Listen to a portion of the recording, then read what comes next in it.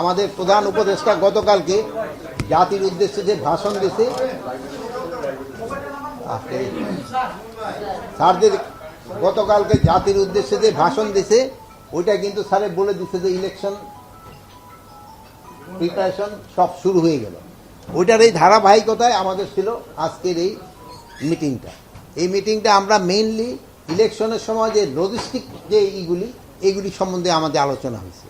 এটার ভিতরে আপনাদের জানাই রাখি, আমরা চেষ্টা করব একটা জিনিস যেটা নিয়ে আপনাদের সব সময় একটা প্রশ্ন থাকে যে ডিসি, এসপি, ইউএনও এবং ওসি এরা কিন্তু ইলেকশনে একটা ভাইটাল রোল প্লে করে, এবং আপনাদের একটা সন্দেহ থাকে যে বিভিন্ন ক্যান্ডিডেট চায় যে তার পরিচিত বা তার একজন ডিসি, বিএসপি বা ইউএনও বা ওসি নিতে পারে কিনা। এবার ক্ষেত্রে আমরা একটা ডিসিশন নিয়েছি, এটা স্যারের ইনস্ট্রাকশনের থেকে। এই ডিসিশনটা হলো আমরা স্পেশালি পুলিশ ডিপার্টমেন্টে এসপি এবং ওসিদের আপনাদেরও আমি হয়তো ইনভাইট করবো, আপনাকে এই অ্যাসোসিয়েশনের সভাপতি এবং সেক্রেটারি, তাদের সামনে আমরা লটারির মাধ্যমে তাদের এই এই যে পোস্টিংটা আমরা করে দেব নির্বাচনের সময়। এখন যারা দেখেন আছে তাদেরই আমি বিভিন্ন জায়গায় হবে, এটা একটা লটারির মাধ্যমে করে দেব, যেন কারো কোনো ধরনের কোনো সন্দেহ না থাকতে পারে যে সে অমুকের সাপোর্টার, সে অমুকের সাপোর্টার অমুক জায়গায় গেছে। এই ক্ষেত্রে আমি আপনি তো সভাপতি না, আমাকে এখানকার আসে নাই সেক্রেটারি কি সভাপতি এবং সেক্রেটারি আমরা সেদিন ইনভাইট করবো। আপনারা বলবেন ওনারা যেহেতু আমরা সবাই যদি আনি যে হট্টগোল হয় লটারি আর করা যাবে না, ওনাকে দুজনের আমরা সামনে রাখবো। এসপি তো সারা দেশে দিয়ে করবো। হ্যাঁ, ডিসিটা তো আমার হাতে না, আমি এখানে এসপি আপনাকে সামনে করতে পারবো। ওসিদের এতগুলি হয় কি, এখন আবার আলাদা একটা সিস্টেম আছে, ওই সিস্টেমটা আমরা চেষ্টা করবো যদি একটা বের করতে পারি আপনি তো আমরা করবো। যেহেতু ওসিদের করতে হবে হয়তো ডিভিশন ওয়াইজ পোস্টিং করতে হবে, যে পুরা ডিস্ট্রিক্টটা করা যাবে।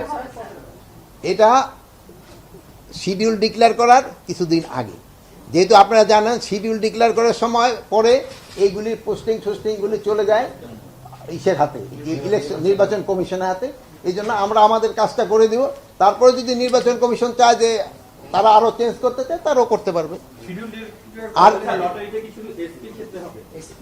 আমি তো অন্যের দা করতে পারতেছি না, এখানে তো এসপিদের ক্ষেত্রে করবো, পুলিশের ক্ষেত্রে ওসিতেরটাও আমরা করবো, বাট ওসিতেরটা মানে পুরা ডিভিশন ওয়াইজ করতে হবে যেহেতু এতগুলি একসাথে। আর ইসেরদের ক্ষেত্রে সংস্থাপন মন্ত্রণালয় কিভাবে করবো তারা হয়তো তারা সিদ্ধান্ত নেবে,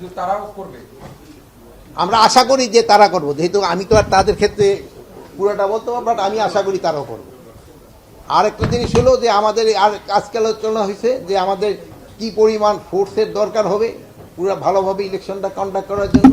এবং আমাদের ওখানে আপনারা জানেন সবার কাছে আমরা একটা বডি ক্যামেরা দেওয়ার চেষ্টা করব, এবং ওইটা কিভাবে প্রকিউর করতে হবে এবং কার কাছে থাকবে এইগুলি ব্যাপার আলোচনা হয়েছে। অন্যান্য সময় যেমন আপনারা জানেন যে ওই প্রিজাইডিং অফিসাররা অনেক সময় অন্যের বাসায় এইবার না, তারা যেন ওই সেন্টারে থাকতে পারে, ওখানেই ব্যবস্থা করা হবে, তাদের সাথে পুলিশ আনসার সবাই থাকবে। বডি ক্যামেরা আমরা 47,000 ভোট কেন্দ্রে, প্রতিটা কেন্দ্রে আমরা একটা করে বডি ক্যামেরা দেওয়ার চেষ্টা করব। এই বডি ক্যামেরা থাকবে আমাদের ওখানে যে পুলিশের যে সিনিয়র মোস্ট তার কাছে থাকবে। আর কি লজিস্টিক প্রয়োজন হবে যেমন ওইটাতে জানেন। আরেকটা যে ছিল ট্রেনিং, সব বাহিনীগুলিকে আমরা ট্রেনিংয়ের ব্যবস্থা করতেছি, এবং এখন ইলেকশন কমিশনেরও আমরা অনুরোধ করছি তারা যে পুলিং অফিসার, প্রিজাইডিং অফিসার তাদেরও ট্রেনিং করবে, এবং আমরা আমাদের যে বাহিনীগুলিতে ট্রেনিংয়ের পর আমরা একটা মহড়াও দিব, মানে দুইটা এক্সারসাইজও করব যে ইলেকশনটা যেন ভালোভাবে হতে পারে।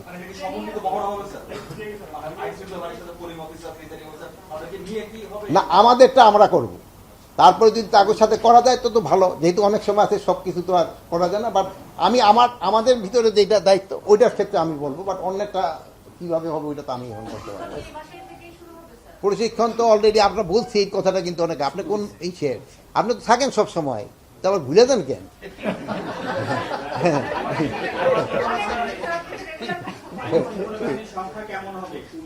আমরা তো বলছি যে আইন শৃঙ্খলা বাহিনীর সংখ্যা প্রায় টোটাল মিলে আমরা কত প্রায় 8 থেকে 8 লাখের মতো প্রায় থাকবে, সব মিলে প্রায় বাহিনী মিলে এক আনসারি থেকে শুরু করে সব বাহিনী না, সেনাবাহিনী সব সব সব বাহিনী সব মিলে প্রায় 8 লাখের মতো। আপনার প্রশিক্ষণ দিবেন কতজনকে approximately? যারা ইলেকশন ডিউটি করবে সবারই তো প্রশিক্ষণ দিতে 8 হবে, লাখ লোকেরই প্রশিক্ষণ লাগবে। সবারই প্রশিক্ষণ লাগবে।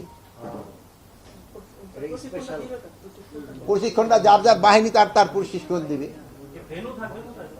যার যার এলাকায় তার তার ভেন্যু। যেমন আপনার যদি বলি ভাই আপনি থাকেন কোথায়, আপনার বাড়িতে আপনি থাকেন, তো আপনার খাওয়া দাওয়া তো আপনার বাড়িতে হয়, তাদেরও ভেন্যু আপনার জায়গায় হবে।